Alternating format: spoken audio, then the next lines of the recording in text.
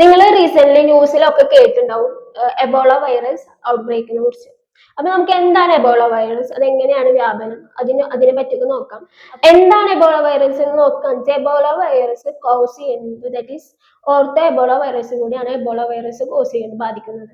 അപ്പൊ ഇത് വേൾഡിൽ ആദ്യമായിട്ട് റിപ്പോർട്ട് ചെയ്യുന്നത് 1976 വേൾഡിൽ ആദ്യമായിട്ട് റിപ്പോർട്ട് ചെയ്യുന്നത്. ദാറ്റ് ഈസ് ആഫ്രിക്കൻ രാജ്യങ്ങളായ ദാറ്റ് ഈസ് സുഡാനിലും കോങ്കോയിലാണ് ഇത് വേൾഡിൽ ആദ്യമായിട്ട് റിപ്പോർട്ട് ചെയ്യുന്നത്.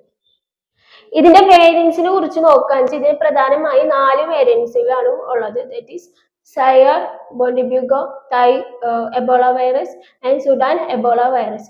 ഇതിൽ 4 സയർ എബോള വൈറസ് ആണ് ഇത്തിരി സെവിയർ ആയിട്ട് ബാധിക്കുന്നത്.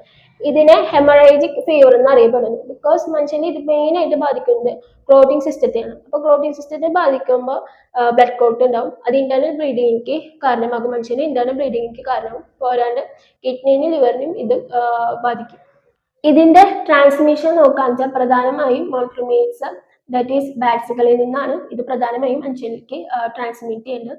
സ്പ്രെഡ് നോക്കാന്ന് വെച്ചാൽ നമ്മൾ അത് ഡയറക്റ്റ് അവരുടെ ബോഡി ഫ്ലൂയിഡ്, സെക്രീഷൻ, ബ്ലഡ് കൂടെ ഒക്കെ ഡയറക്റ്റ് കോണ്ടാക്ട് ഉണ്ടാവുമ്പോഴാണ് പ്രധാനമായും നമുക്ക് ബാധിക്കുക. അപ്പോൾ ഒരു എബോള വൈറസ് വന്ന ഒരു ആളുമായിട്ട് ഡയറക്റ്റ് കോണ്ടാക്ട് ഉണ്ടാകുമ്പോൾ നമുക്കിത് അഫക്ട് ചെയ്യും. ഇതിന്റെ സിംറ്റംസ് നോക്കാന്ന് വെച്ചാൽ ഫീവർ, ഹെഡേക്ക്, വോമിറ്റിംഗ്, ബ്ലീഡിങ്, ഇതൊക്കെയാണ് ഇതിന്റെ പ്രധാനമായ സിംറ്റംസ്. ഇതിന്റെ ഇൻക്യുബേഷൻ പീരീഡ് നോക്കാന്ന് വെച്ചാൽ 5 to 21 ഡേയ്സ് ആണ് ഇതിന്റെ ഇൻക്യുബേഷൻ പീരീഡ് എന്ന് പറയുന്നത്.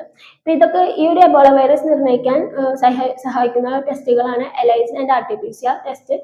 ഇതിലൂടെ നമുക്ക് എബോള വൈറസ് ഉണ്ടെന്ന് നമുക്ക് സ്ഥിരീകരിക്കാൻ കഴിയും. അപ്പൊ ഇതൊക്കെയാണ് എബോള വൈറസിനെ കുറിച്ച് പറയാനുള്ളത്. അപ്പൊ നിങ്ങൾക്ക് ഈ ഒരു വീഡിയോ ഉപകാരപ്രദമായി തോന്നാന്ന് വെച്ചാൽ നിങ്ങൾ എന്തായാലും തീർച്ചയായിട്ടും ഈ ഒരു ചാനൽ സപ്പോർട്ട് ചെയ്ത് സബ്സ്ക്രൈബ് ചെയ്യണം കേട്ടോ.